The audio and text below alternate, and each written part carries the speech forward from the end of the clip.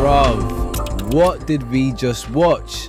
Nah, seriously, pull up, stop scrolling, because I have just walked out of a cinema after watching a 24's Backrooms and my brain has done a mad one. I went into this expecting a slow burn creepypasta meme with some empty offices and a few buzzing lights. Instead, I got my G Chiwetel Ejiofor going full feral, a severed head stashed inside a fridge, and a giant mutated modelling clay pirate monster chomping a man's neck out like a midnight snack. It is an absolute unhinged madness. But once you stop screaming about the nightmare mascot, you realise the ending of this film is doing something way more disturbing than just throwing monsters at the screen. Because by the time the credits roll, the real question isn't whether our final girl Mary escaped the yellow walls. The question is whether the maze had already completely hollowed her out, copied her brain, and replaced her with an imitation. In this video, we are breaking down that terrifying final frame. We're unpacking the exact psychological rules of how these spaces clone human identity. We are cracking open Async Research Institute's secret corporate archives. And yo, we have got some massive exclusive details on where director Kane Parsons is taking the sequels next. Because this box office breakout just completely smashed industrial records. Come on guys, you ready to get your minds bent? Let's get into it. Okay fam, before we dive face first into that insane dining room scene, let's get on the same page about the road that got us here. The film kicks off with a massive treat for the Day One fans, a 1990s VHS found footage prologue where a scientist named Naren Warren wanders the endless yellow halls, gets completely offed by a spindly black monster, and his fellow scientists monitor the tape. Then we meet our main guy, Clark, played by Chiwetel Ejiofor. Clark is a bitter, struggling architect who runs a failing furniture showroom called Captain Clark's Ottoman Empire. My man's is heavily spiraling through alcoholism and a brutal divorce, venting all his frustrations to his therapist, Dr. Mary Klein, played by Renata Reinsva. But his reality fully fractures when he checks out an electrical fault in his basement. He finds 3 unused breaker switches that literally don't connect to the building, spots a strange glimmer of light on the wall, and straight up no clips into the back rooms.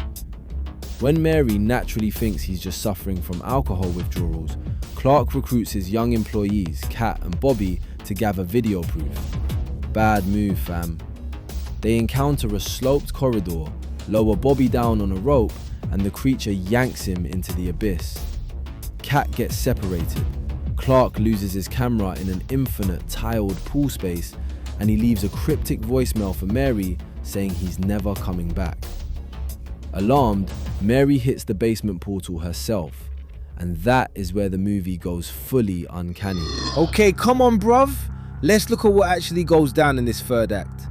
Mary tracks Clark down deep inside the maze, but the man she finds is completely gone.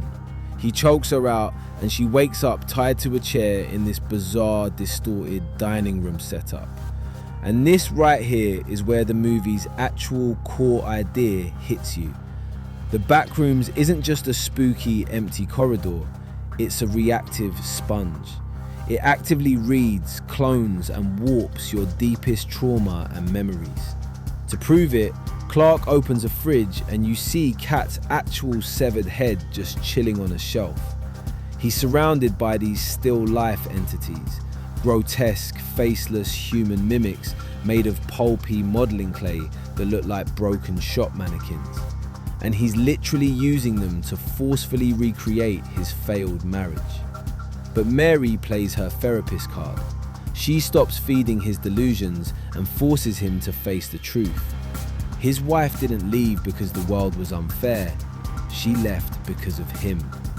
And the second that psychological loop breaks, the room goes completely hostile. The mannequins scatter and out steps the big monster reveal, Captain Clark. It's a giant, deformed still life, dressed exactly like the kitschy pirate mascot from his furniture store commercials.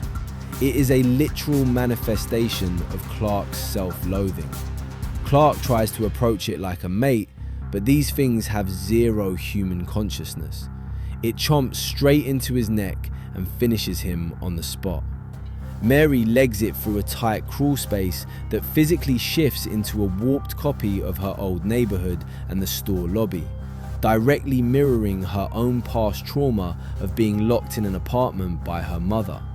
She breaks the mascot's wooden leg, caves its head in with a rock from her childhood home, triggers a gas valve, and finally gets dragged out by hazmat-suited guards. Now, this is where the ending gets deeply unsettling. Mary wakes up inside a sterile async interrogation room, face to face with Phil, played by Mark Duplass. Law experts tap in, because even though the film doesn't explicitly state it, the name and institutional role heavily imply this is Philip R. Hammond from Kane's original YouTube continuity. Phil drops the ultimate corporate bomb. Async used to just manufacture MRI machines until their electromagnetic testing accidentally ripped open the threshold into this dimension.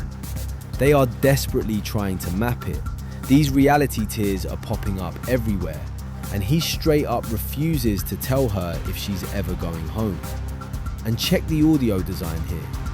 As Phil keeps talking, his voice completely drowns out, and Mary just sits there with this eerie little smile on her face. Why? Because the camera pans back and reveals a sequence of brand new rooms generating deep inside the backrooms that are exact copies of Mary's memories. And the final ice-cold frame of the film is a glitched out clay still life clone of Mary. So what's the actual reality here? Internet threads are in a proper civil war over it. The most disturbing and honestly the most plausible reading is that Mary never actually left the maze. The entire async facility, the talk with Phil, the rescue, all of it was just a simulation manufactured by the yellow walls to keep her mind docile while the complex processed her, copied her brain, and rewrote her entire identity into the architecture. It leaves you with a massive question. If a duplicate remembers every single thing you remember, what makes it any less real than you? That is elite psychological horror. Okay G's, pull up. There is no post-credit scene, but Kane Parsons has confirmed he's had a strict narrative roadmap mapped out since 2022. With the film tracking to pull a massive $50 to $70 million opening weekend on a tiny $10 million budget, a sequel is practically guaranteed. It sets up a wild direction. Mary versus Async, or exploring a containment breach now that Async has captured the body of the Captain Clark monster.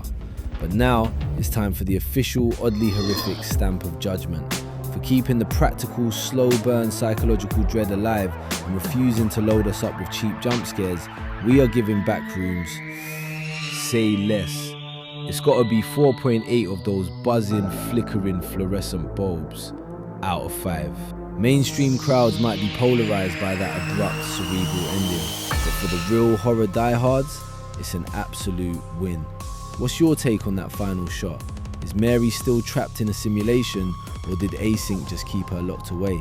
Drop your theories in the comments below, smash that sub button to join the fam, and as always, keep it creepy.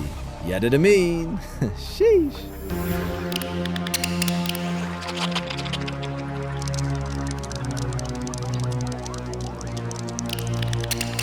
Oddly horrific.